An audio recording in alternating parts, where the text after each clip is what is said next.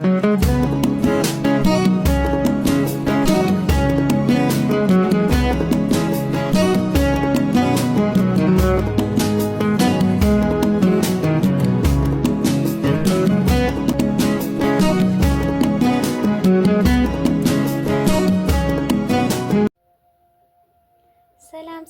ናይ ቲቲ ቻናል ተኸታተልቲ በብዘለኹም ጎ ሰላም ክትኮኑለይ ናይ ኩሉ ግዜ ተስፋይ እዮ። ሎማዓንቲ ከዓ ብክልተ ሰብ ታሪክ ሂወቶም ዝቀየሩሉ አጋጣሚ ሒዘልኩም መፅእ ኣለኹ። ቪድዮ ከዓ ብላይክ ጀምርዋ ክቡራተይ።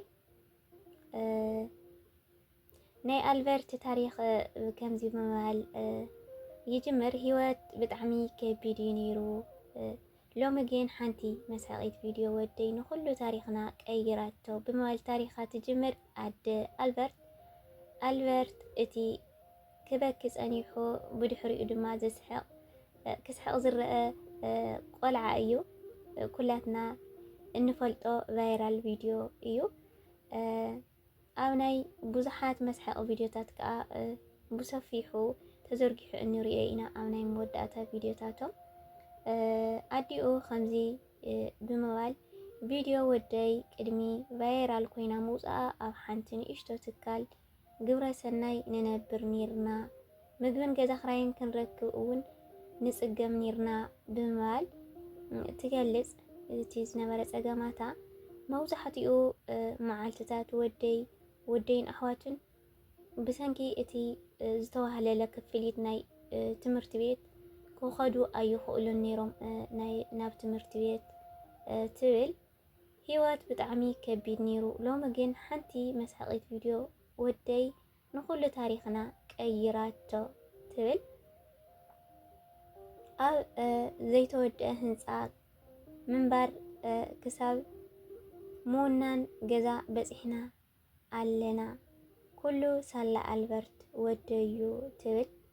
እዚ ንስድራ ቤትና ዓብይ በረከት እዩ።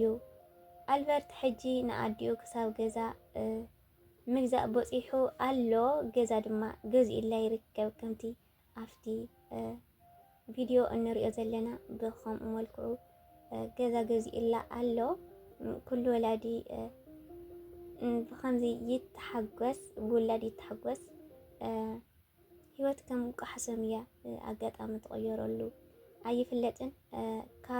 ካብዛ ኣዶ አልበርትን ወዳን እንመሃሮ እንተሃለወ ናይ ብሓቂ ኣምላኽ ዝህበና በረከትን ካበይን መዓዝን በበይን ምዃኑ ኣይንፈልጦን። ስለዚ ኩሉ ግዜ ብፀገማት ኣይንማርር።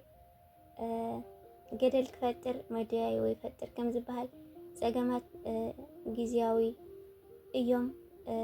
ነባሪ ሽግር የለን እዩ። ሓሊፉ ከዓ ከም ኣደ አልበርት ታሪክ ምዃኑ ዘይተርፍ እዩ። ስለዚ ተስፋና ኩሉ ግዜ ኣብ ኣምላኽ ይኾን። ያው ብጣዕሚ ደስ ዝብል ናይ አልበርት ህፃን ኣልበርት ያው ህዝብኳ ጎቢዙ ኒዋይ እና ናፍታ ካልአይቲ ታሪኸይ ከብለኩም። እዚኣ ድማ ኣዝያ ልቢ እትትንክፍ ታሪክ ናይ ወዲ 33 ዓመት ኣብ ከተማ ባናባጋት ቱርኪ ዝርከብ ካብ ኣፍ ደገ ሞት ዝመለሰቶ ሓንቲ ጥቕላል ዶነር። እዚ ወዲ 33 ዓመት መንእሰይ ብሰንኪ ናይ ናብራ ፀገማት ኣብ ከተማ ማናባጋት ቱርኪ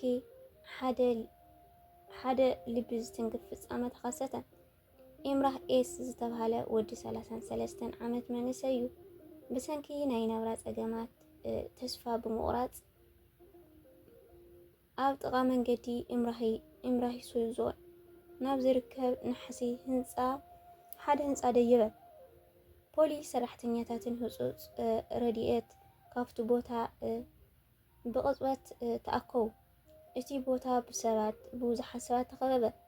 ፖሊስ ንሰዓታት ክልምንዎን ከረጋግእዎን ድማ ጸንሑ። ኩሉ ሰብ ከብዩ ብሻቁለት ብስክፍታን ይከታተሎ ነበረ።